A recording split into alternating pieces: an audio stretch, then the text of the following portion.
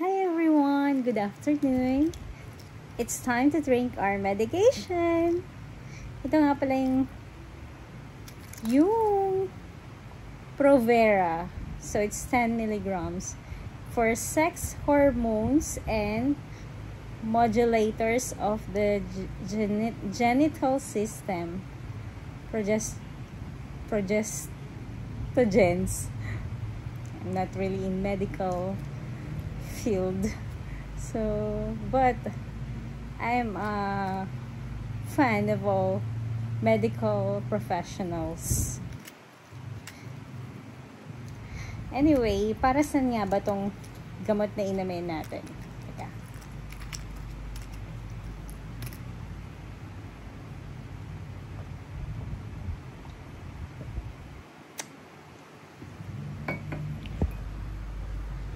So, I think it's been almost since 2020, 2021, 22, 23, 24. So, it's been almost 4 years and a half, I think, since I have been diagnosed this hormonal imbalance thing. Bakit nga ba nagkakaroon ng hormonal imbalance yung mga babae? Sa totoo lang, ang hirap-hirap maging babae.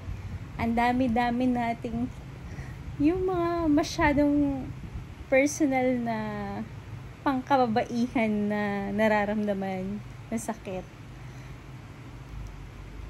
Bakit nga ba nagkakaroon ng hormonal imbalance? Sabi nila, pag daw yung chemicals na pinoproduce ng glands in the endocrine system ay nire-release to the bloodstream.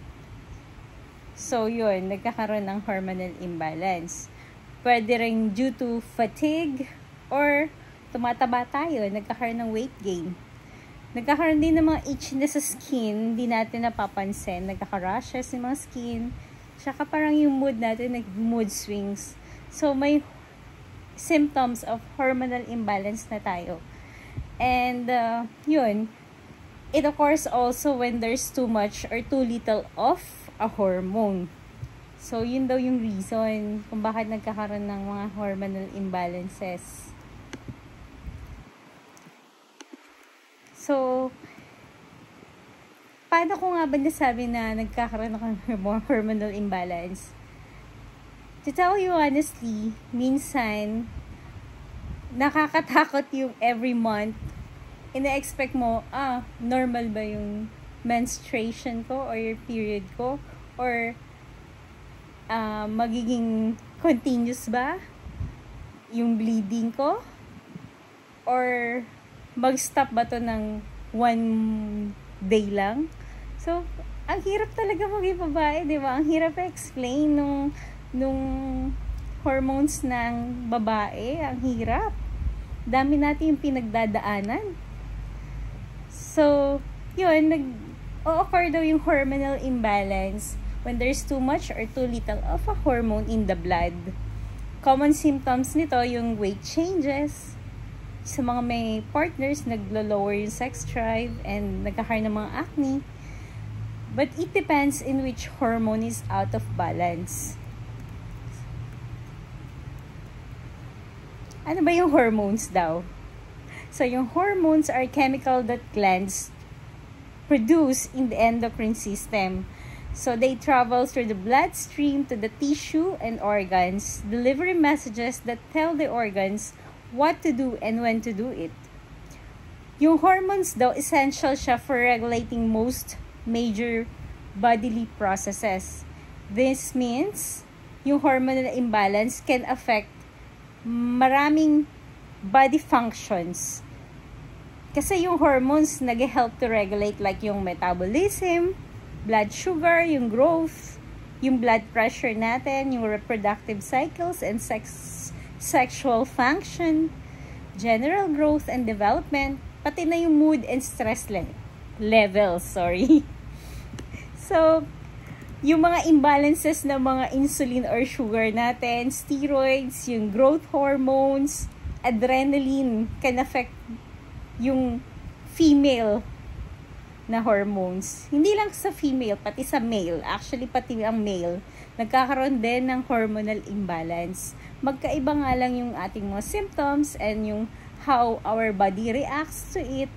Pero, we both experience, both male and female, na-experience natin yung mga hormonal imbalance. Diba? So, medyo serious mood ating setting ngayon. Kasi I've been suffering this hormonal imbalance na nagte-take na ako ng medication for like how many, almost 2 months now? 2 or 3 months now. Kaya pansin nyo, talagang yesterday nagtry ako na mag zumba para medyo pawisan, pero nararamdaman ko talaga parang nanghihina yung katawan ko. Tsaka kasi yun nga, nag-gain din ako ng weight dahil hindi nga rin ako nakakapag-workout dahil nga I don't feel like exercising kasi nga parang ang sakit ng balakang ko. Yun, isang symptom sa babae and cause na rin pag may hormonal imbalance, nararamdaman mo ang sakit-sakit ng balakang mo. So yun, kaya kahapon I tried to dance a little para medyo matagtag naman ako ng konti. Parang lalo kong tumataba. Kasi ang sabi ng doktora, ang sabi ng doctor ko na OB, pag daw tumataba tayo, yun daw matres ng babae is kumakapal dahil nababalutan siya ng fats, unwanted fats. So, nagkakaroon din ng tendency na matrigger yung ating hormonal imbalance. And aminado ko dyan kasi talagang hindi, siguro sobrang dami kong mas priorities. Medyo hindi ako nakapag-workouts talaga ng medyo few past months talaga. So, ayun, sumumpong na naman yung hormonal imbalance ko when I stopped doing those exercises, physical workouts. And ito, kaya importante talaga na we have this at least daily routine, kahit 30 minutes walking or sit-ups or anything na medyo may stretching at saka medyo or physical workouts talaga. Talagang malaking bagay kasi medyo ma-maintain natin yung ating weight, pati yung ating magandang hormones. So, yun. Ano pa ba yung masasabi natin tungkol dito sa hormonal imbalance? Ano ba yung mga symptoms? So, sa females daw, yun nga, sinabi ko kanina, diba? Mood swings, nagkakaroon tayo ng mood swings. Yung iba nagko-constipate or nagtatae. O kaya, ito, madalas, irregular menstrual cycle.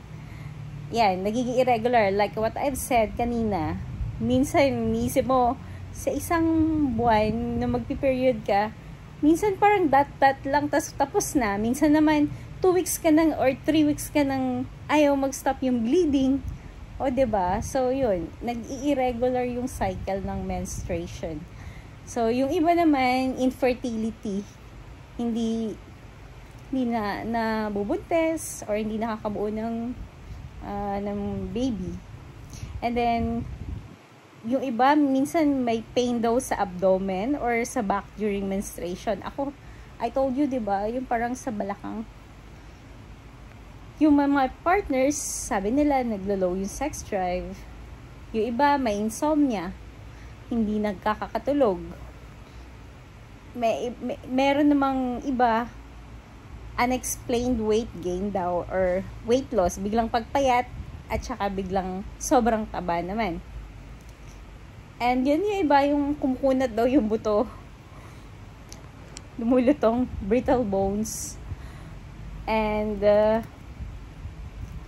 yung iba, eto hindi lang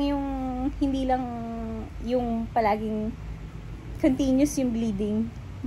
Dalawa kasi minsan yung effect eh. Yung, 'di ba may PCOS, yung Meron kasi ako mga nieces na ang problem nila is yung PCOS naman yung kanilang hormonal imbalance. Ito yung isa sa talagang nakita ko na symptom is yung hirsutism, yung nagkakaroon sila ng excessive hair growth. Sila naman ang symptoms and effects sa kanila yung minsan ilang months hindi sila nagkakaroon ng menstruation. So hormonal imbalance din yun. So minsan nagkaka-rash daw yung mga skin. So that's one symptom sa babae. Wag na natin pag-usapan muna yung sa lalaki. Unahin muna natin ngayon yung sa babae. Kasi meron din mga symptoms talaga sa lalaki. So yun, nagkakaroon daw ng acne, parang sa overproduction daw ng oil daw kasi sa skin. Nagkakaroon daw ng acne. Kasi nagka-clog yung mga pores, nag-attract syempre ng bacteria. So, maraming nagkakaroon ng inflamed the skin, yung acne. Yung mapapansin nyo yung ang dami tigawat sa mukha, yung mga ganun. So, it's part of the hormones talaga, no? Ng tao. So, yun. Ano pa ang ating, ayun, weight gain. 'Di ba? Isang symptoms. So, hormone imbalances can affect several processes in the body that lead to weight gain. And some examples include nga yung iba nagkakaroon ng thyroid hormones. Excuse. Yun nga, nagkakaroon sila ng thyroid hormones regulate the body's metabolism or the rate at which it burns energy. Too few thyroid hormones can slow metabolism and result in weight gain. So, yun yung dahilan kung bakit nagkakaroon ng weight gain. Dahil nahihirapan yung ating thyroid hormones na i-slow yung i-burn yung ating body metabolism. So, yun. Kaya, nagiging slow yung pag-react ng thyroid hormones natin. Kaya, ang result, tumataba talaga tayo. Nagiging fats. So, yung pag-decrease daw ng levels of estrogen can also lead to weight gain. Or, ayun nga, sa pag-menopause. And yung mga may PCOS, ito yung sinasabi ko yung hormonal imbalance na PCOS na minsan ilang months na hindi nagme-menstruation or nagkaka-period. So, yun. Malakas na makapagpataba yun. Yun yung napansin ko doon sa mga kakilala ko talaga na people who are closely related to me talaga na may PCOS. Puro babae. Kahit wala siyang sinasanto. Teenagers, young adults, talagang nagkakaroon talaga ng ganitong hormonal imbalances. So, yun, yung weight gain and childhood obesity, common daw yun of Cushing's syndrome na symptoms. This disorder causes the body to produce excess amounts of cortisol. Kaya, tayo, nagkakaroon ng weight gain. Kasi, yun nga, minsan talagang mula pagkabata, mula childhood, talagang medyo na tayo, tabain, ayan, isang causes din yan ng hormonal imbalance na pwede mong madala hanggang pagdadalaga, paglaki, pagtanda. So, yun. Bakit ko nga ba in-explain to bigla na lang ako na curious na explain about hormonal imbalance sa mga babae? Kasi, I'm really experiencing it for years. So, and I have people related to me na meron din hormonal imbalances, like PCOS. So, this is just to give awareness to ibang mga moms or kabataan or sa ibang mga kalalakihan na hindi lang din tayong mga babae ang nagkakaroon ng mga hormonal imbalances. So, At ano ba yung pwede kong mabigay na advice pag may mga ganitong cases? Syempre, you just have to consult your OB/GYN experts or attending doctors or physicians to give you the right prescription for the medicine that you need to take and for the right consultation para mas mag-guide kayo dun sa inyong hormonal imbalance na pag healing and medications, 'di ba? So, yung iba nagkakaroon daw ng hair loss. Karamihan sa mga lalaki 'yun. Bakit sila, mapapansin nga pala natin, ba't ang daming napapanot, nakakalbo agad, ganyan. So, yun, kasi it's a sign pala na it's symptoms na meron din silang hormonal imbalance. So, ano ba yung mga test na pwedeng gawin kapag may mga hormonal imbalances? Pwedeng magkaroon ng mga blood testing o kaya yung mga imaging like yung mga MRI test, ultrasound, ano ba yung mga ginawa sa akin before? Yung parang ultrasound, ultrasound nga. And urine testing pwede rin.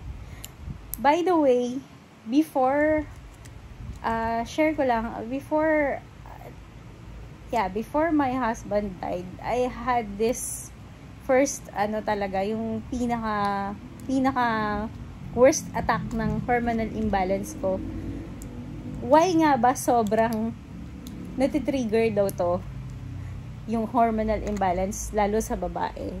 Well, my doctor's explanation is simply, talaga daw, it's very normal sa mga babae, lalo sa mga babae. Kasi we are very, emotional and psychological when it comes to things and details and all.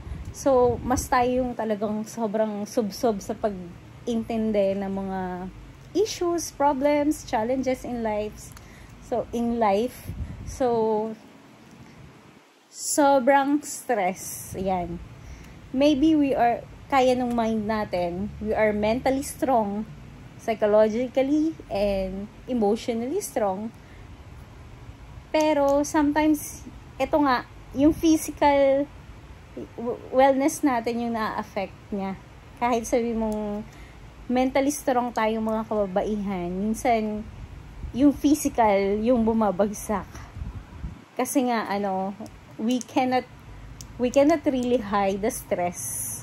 So, kahit sabi mo mentally strong ka, emotionally, psychologically, the physical aspect will still be hit by this, hormonal imbalance. So, yun yung tinitira ni stress, yung ating physical. So, kaya napaka-importante na kapag kaya natin, let's have a routine of workouts talaga, physical exercise. It helps release talaga yung mga toxins sa katawan natin para mapalitan yung mga bad hormones ng, good cells, happy cells. Kasi talagang ang lakas makapagpa-healthy and wealthy and happy ng, physical workouts. Kahit na sabihin mong simpleng workout lang, sobrang lakas niyang makapag-release talaga ng toxins ng katawan.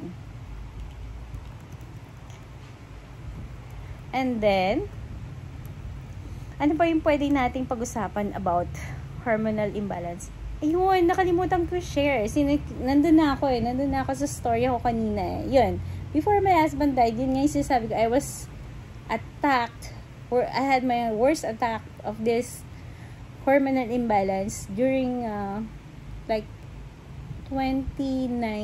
think that's 2019 or 2020. Actually, paano nga ba? I had my menstruation, like for example, this month. Pero, for weeks, or magto 2 months na ata ako na, imagine, magto 2 months na ako na nagbe-bleeding. Talagang ang lakas ko sa diaper. Kasi ang lakas talaga ng bleeding ko. I thought it was just, simple menstruation, pero bakit hindi siya tumitigil? So, yun nga, sabi ng husband ko before he died, before he passed away, magpa-check up na nga daw ako. And then, yun, he went back abroad. Nagpa-check up ako, mag-isa, sa Manila, when I'm living in the province. Punta ko na Manila. And then, instant talaga, when I see my OB doctor, I was scheduled na, I was about to, kailangan ko ng mag-rush na manghingi ng mga medical certificates sa cardio, para magkaroon na ng instant operation. Kailangan na pala akong i-rush pa. So I had my talaga, because of this hormonal imbalance, o 'di ba? Ganun siya hindi dapat simpleng sakit lang din, at saka ipagwalang bahala sa mga kababaihan. Kasi it's very serious talaga na magpapa-check up ka lang, but pwede ka na palang himatayin anytime kasi wala ka ng red blood cells, wala ka ng dugo. Okay? So pwede ka, nahirap na yung heart mo. So kailangan mo ng mag-undergo pala ng procedure ng, yun nga, parang RASPA na tinatawag nila. So, yun yung kinakaid yata yung matres and something like that. Imagine, 'di ba? Parang akala mo simple lang talaga na hindi ka lang nag-stop na mag-mens, nung pala serious na kailangan mo ng magpa-RASPA, magpa-opera. So, yun. Paano nga ba yung healing nito? Well, para ka lang ding nanganak. kasi syempre parang inooperahan ka sa matres, para ka nanganak. 'Di ba? Ayun. Actually, may picture pa nga ako. I have this, ayan nandiyan sa screen ko. May picture pa ako na yung before tumalab yung anesthesia na makatulog ako. So, ayan. Yun ang kahiwagaan ng matres ng babae at hormones. Di ba ang hirap? Paano na lang? Pag ikaw lang ang inaasahan talaga ng family mo, like now. Ang hirap talaga na gumalaw at lalong mag-asikaso at mag-intindi. Kasi parang sobrang daming gustong gawin ng mind, pero yung physical mo, kailangan mo siya i-prioritize. Kasi the stress is, ayun nga, sinasabi ko, tinitira niya yung physical. So, yun. Ito yung tinira niya sa akin. So, yung mga babae daw, they naturally experience several periods of hormonal imbalance throughout their lifetime, including daw nung puberty pa, kapag may mens tayo, may menstruation, pagbuntis, pag nanganak, at saka pag dede ng baby.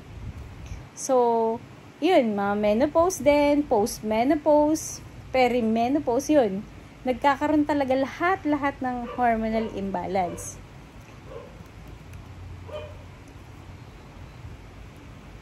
Ano nga ba yung mga causes ng hormonal imbalance sa females? Yun nga yung sinabi ko yung iba kanina, 'di ba?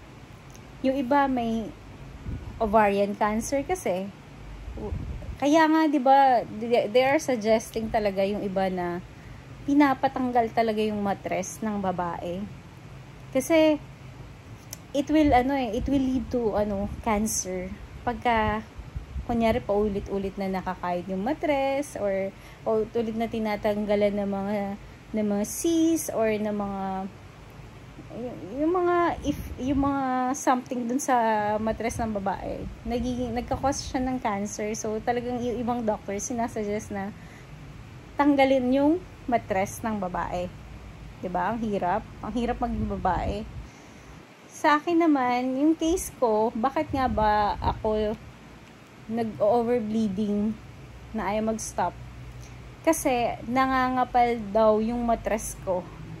Parang nababalot siya ng fats. 3 times ganun kapal. Kaya parang yung bleeding natitrigger lalo ay yung hormonal imbalance. So ay mag-stop ng bleeding. So yun nga, kinakailangan ko pang mag-undergo ng operation na raspa para lang maayos siya that time. Imagine how many years na after that. And ngayon, every time na ganitong may scenario is parang, kinakabahan na naman ako magpapa-check up. Tapos biglang sasabihin na naman na, hindi ka na pwedeng mag-travel, umuwi. Kailangan mo nang magpa-admit. Kasi kailangan mo na operahan. Oh my God, diba? Ikaw na nag-fill up ng lahat ng forms. Ikaw na nagpa-admit ng sarili mo. Ikaw na naghingi lahat ng medical certificates. Ikaw pa rin yung magpapa-opera. O, diba? Saan ka pa? Ang hirap talaga maging babae. So, yun. Like what I've said, yun nga, marami ring mga lalaki ang nakakaranas ng hormonal imbalance. Marami rin silang symptoms and causes and effects sa kanila. Nagkakaroon din sila yun nga, yung mga prostate cancer na di-develop din dahil sa mga hormonal imbalances nila. O, diba? Hindi lang tayo mga babae. Kaya, dapat magtulungan talaga tayo. Hindi tayo magsakitan, magbigay ng hirap sa isa't isa. Diba? Tulungan, tsaka respect, tsaka intindihan. O, diba? So, paano nga ba ma-fix yung hormonal imbalance? Depende daw yun sa cause kung paano siya iti-treat. Yun sa akin nga, I told you, that time, kinailangan ko mag-undergo ng operation na raspa. And ito, right now, in my case now, nag-under medication naman ako. So, medyo nakakataba. Kaya tumataba ako lalo. Ayun. Yung pag-treat daw sa females ng hormones or hormonal imbalance, minsan nakuha siya sa hormonal birth control. Yun yung iba nagpipills. Yun. Kaya pala, alam mo yung dati before, I had this kakilala na dalaga siya, pero yun, kaya pala sobrang tumataba talaga siya. Kasi, tsaka yung mga hair nga niya, humahaba, ganyan. Kasi, may PCOS nga siya. Matagal siyang hindi nagme-mens. So, sabi ko, bakit ka nagpipills? Wala ka namang asawa, wala ka namang, alam mo yun? Yun daw yung medicine niya for the, hormones niya. May imbalances siya. So, naintindihan ko siya later on, nung nalalaman ko na about hormonal imbalance talaga. So, yun.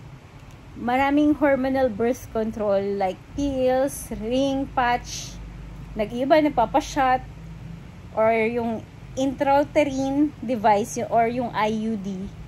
Yun, ginagamit siyang treatment for hormonal imbalance. Baliktad, no? Diba, ang alam lang natin, yung mga naggaganitong birth control, yung mga ayaw mabuntis, dahil may partners, o basta ayaw mabuntis. Pero hindi. Yung mga may PCOS, may hormonal imbalance, kailangan nilang mag-take ng mga ganitong klase ng medications kasi yun yung treatment for their hormonal imbalances. Yung iba naman, vaginal estrogen. Ano yung vaginal estrogen?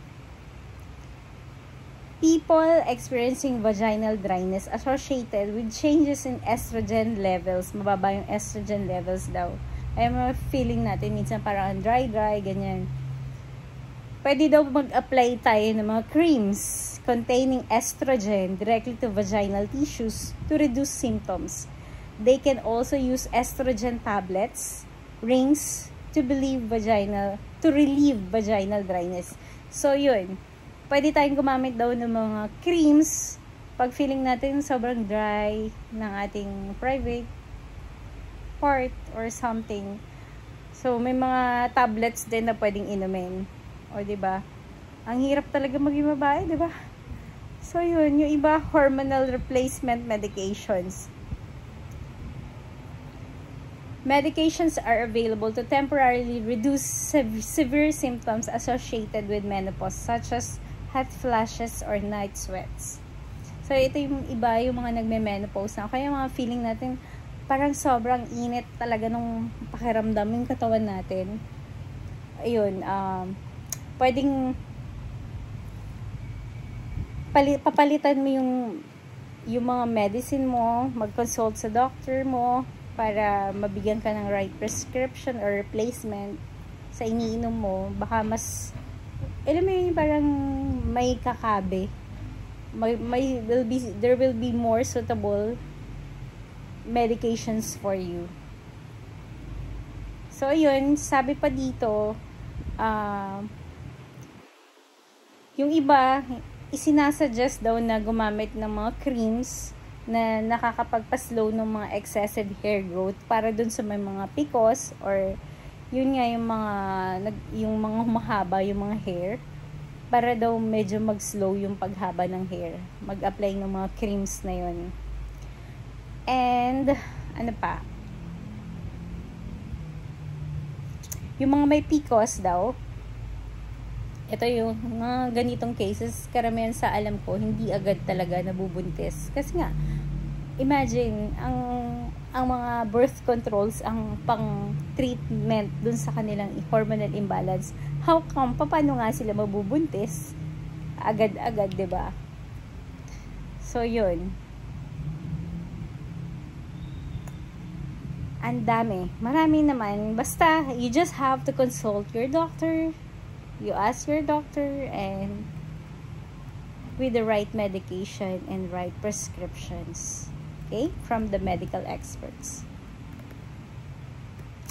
Meron din silang tinatawag na natural remedies for hormonal imbalance. Ito yung sinasabi na yung natural supplements can help manage hormonal imbalances for thousands of years daw. Yun yung sinasabi na mga supplements, 'di ba? Kaya may mga supplements kasi other people or other perceptions or other mindset or other individuals and other body systems, hindi talaga lahat pare-parehas they prefer natural supplements kesa yung mga drug medications. Okay? So, kanya-kanyang hiyangan talaga, 'di ba? Ako kasi ever since talaga hiyang kasi ako talaga sa mga when it comes to yung health na talagang mga serious health issues ko, pati yung mga anak ko, I directly consult immediately the medical experts when it comes to our serious health problems. Pero, I know also when to use the natural remedies or the natural supplements. And I am also a believer of the naturals and alternative medicines. Kasi even me, I had my holistic studies about, alam mo yun, alternative remedies and medicines. So, I have this background then and knowledge for that. Kaya, I also believe dun sa mga ganun, mga holistic alternative medicines and natural remedies. Pero, case-to-case basis din talaga. You have to consider din minsan yung severity at saka yung seriousness ng health issues. Okay? So, yun. Ano nga ba yung mga natural supplements na commonly used to reduce symptoms ng hormonal imbalances? Ito yung sinasabi na black cohosh. I don't know what's this, pero we can research it. Ano nga ba yung black cohosh? Para may idea tayo. black cohosh. So, yun. Actaea race moss is a woodland herb native to North America. The root is used as medicine and is often used for estrogen-related conditions. So, yun pala yung black cohosh. Kaya talaga mga, mga herbal talaga. Herbal, medicine, alam mo yun, herbal, tsaka siya, natural talaga. Imagine, ayan, nakakapagpa,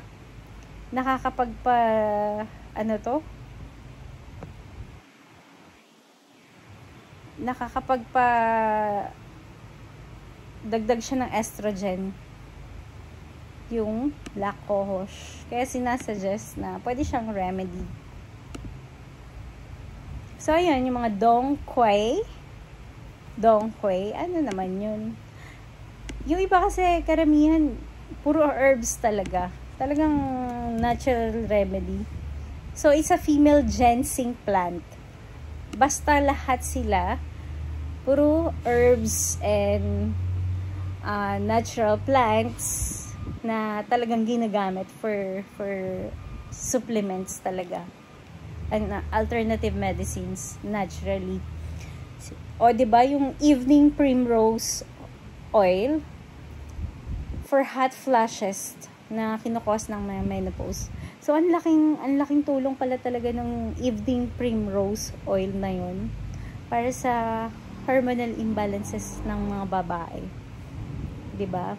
Kaya pala, when I bought this, yung para mga health and wellness na kiosk, puro talaga siya mga vitamins, mga, alam mo yun, pang wellness.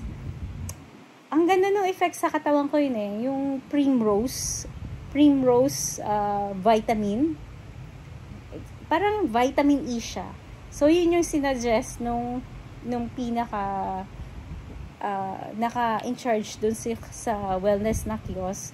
So, yun yung binili ko. Honestly, ang ganda ng effect nun sa katawan ko. Pero parang naubos ko na kasi yung medicine na yun. But I think, and I realized na medyo nag-stop din talaga ako sa mga vitamins, mga natural supplements ko, na medyo kahit paano nakakapag-regulate ng good cells ko and hormones.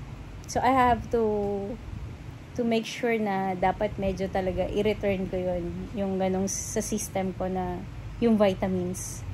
Masyado kasi rin ako talagang busy sa lahat ng buhay-buhay. Mahirap maging mommy.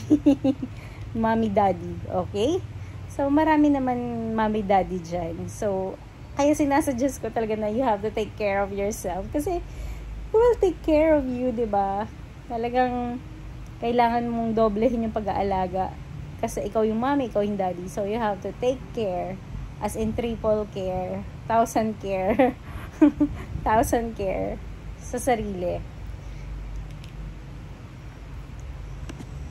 So, yun. Ano pa? Yung mga ginseng for irritability, anxiousness, and sleep disturbances na kinukos ng menopause.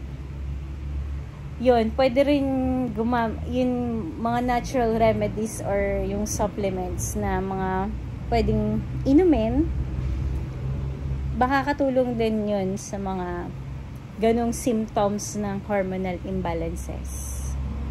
Makapagpa-regulate siya. Actually, yung I tried yung, matagal ko siyang ininom yung turmeric tea. Lalo na yung, ano yung tatak na to? Yamang Bukid. Napakatagal ko siyang, a year ko siyang ininom, as in, consistent, every night. Umiinom ako ng tea na yon. And then, on my follow-up na check-up, lahat, laboratory test, ang ganda ng results.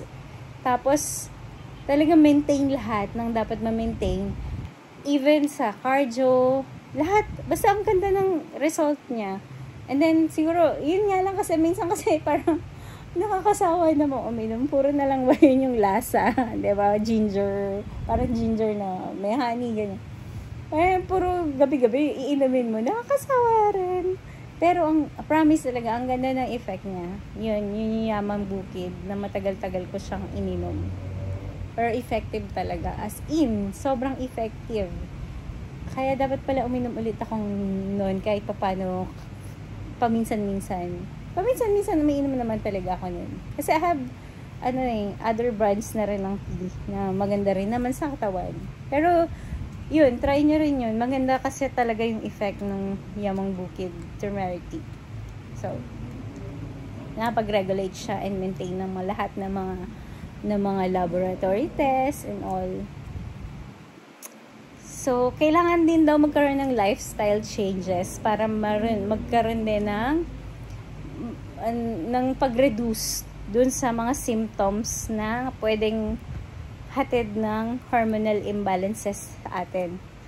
Paano nga ba yung mga lifestyle changes na to? Sabi, yun nga, kailangan mag-maintain tayo ng body weight. Like yung sinasabi ko palagi, at least have a physical workout routine daily. So, kasama na yung pagkain ng mga nutritious and balanced diet. Eto, hindi talaga pwedeng kahit love natin si Jollibee, si Burger King, si KFC, si McDo, lahat na. Hindi rin naman pwedeng palaging yun at yun lang. It's still fast food, diba? Kahit pa paano, we have to balance our diet din. So, kailangan may mga lutong bahay din talaga. Kahit yung mga freshly cooked food or yung kailangan ng mga green leafy vegetables, balance ng fruits and proteins, and yung mga dairy intakes natin, mahalaga rin yan para sa mga bones natin and all. Kaya ako I went back drinking at least milk 2 or 3 times a week na ulit ngayon. Kasi talagang I'm a milk drinker talaga ever since. Medyo na-introduce lang yung coffee and then I was addicted to coffee. Okay? So, ayun. And then, ayun nga, mag-exercise regularly.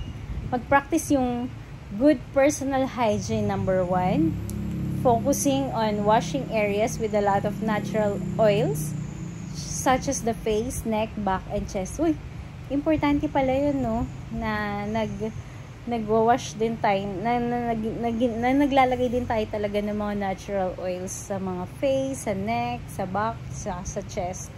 So, parang namamassage din kasi yung ating katawan para ma-regulate din yung ating hormonal imbalance. O, diba? Parang what you talaga apply on your outside physical body can also affect your inner health din talaga, diba? So, yun. Sa mga naman, yung may mga acne, mga tigyawat and all, ayun, gumamit nga ng mga medicated creams or mga gels para tsaka kailangan palaging hihilamusan and para mabawasan yung ating mga tigyawat and all. So, para ma-avoid yung triggers ng hot flashes, lalo na sa mga warm weather, tsaka parang maanghang, at saka may init na yun. Para ma-avoid yung hot flashes, medyo sometimes, pag mainit yung weather, iwasan muna daw natin kumain ng sobrang anghang na mga pagkain, sobrang init na mga food and drinks. Kasi makaka-add yun sa init na nararamdaman ng katawan natin. Lalong magti-trigger yung ating hormonal imbalance. Okay? So, pinakamahalaga, reduce and manage stress. So, ano ba ako? Personally, ano ba yung mga ginagawa kapag instead na mai-stress ako? Ayan, learn to entertain yourself. Do something that will, make your happy hormones out to help your hormonal imbalance reduced. Mag-video okay kayo, nakaka-happy hormones yun. Play with your kids, talk to your kids, play your favorite games on your computer, or read your favorite books. Ang daming pwedeng gawin, di ba? Mag-TikTok. So, yun. Para ma-maintain tsaka ma-reduce natin yung ating mga stress. And mag-practice daw tayo ng yoga, meditation, or yung guided visualization. Yung para mga talaga yung mga relaxing and calming visuals, like yung mga music natin, yan, gusto nyo matutulog kayo, mag-play kayo ng mga sleeping, relaxing mood music, nakaka-help yun ma-reduce yung ating hormonal imbalance. Nakakatanggal kasi siya ng stress. Yung pag-meditate, ayan, you can go back to reality and focus on your whole holistic self. So, ang lakas ng effect nun sa ating physical wellness. Kaya nga, may holistic health talaga. It's really important that you have the whole body, mind, spirit, soul, emotional, physical, and all. Talagang dapat lahat yan, it's all in the wellness core. Okay? Ayun, limit daw natin yung ating mga sweets, yung mga sugary foods, and refined carbohydrates, yung mga mahihilig mag soft drinks, junk foods, and all. So, ayan, limit lang naman. Hindi naman sinabi wag nang kumain. I-limit lang. Lahat naman ng bagay dapat talaga may limit, diba? Kasi lahat ng sobra, masama. Okay? So, avoiding packaged foods. Oh, okay. So, ano ba yung mga packaged foods? Minsan, it comes in the form of delata, canned goods, or yung mga instant noodles, or yung mga anything, preserved talaga in packs. So, pwede naman tayong kumain ng mga ganun. But you have to take everything in moderately lagi. Diba? So, replacing older non-stick pans with ceramic pans. So, wag na daw tayong gagamit ng mga lumang non-stick pans na yung wala na yung alam niyo yung wala na yung pinaka black niya, na wala nang kasi medyo nakakasama siya sa health.